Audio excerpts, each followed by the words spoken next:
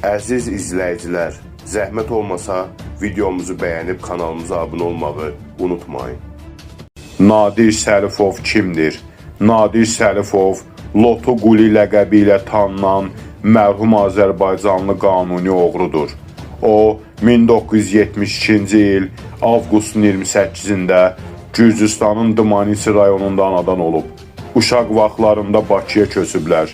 1996-cı ildə Azərbaycanda həbs olunub.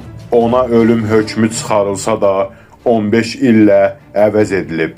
Cəzasının 10 ilində türməyə gələn ziyarətçi qadını döydüyünə görə əlavə olaraq 2005-ci ildə daha 16 il işinin üstünə iş gəlib.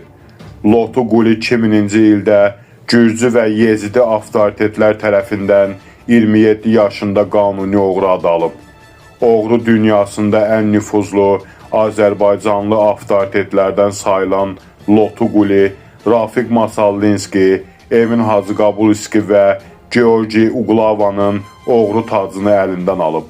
Loto Quli həbsdən çıxdıqdan bir neçə il sonra 19 avqust 2020-ci il Türkiyənin Antalya şəhərində öz axranası Xəqan Zeynalov tərəfindən oteldə güllələnərək öldürüldü. Xəqan Zeynalov Loto Qulinin ölümünə görə ömürlük həbs edildi.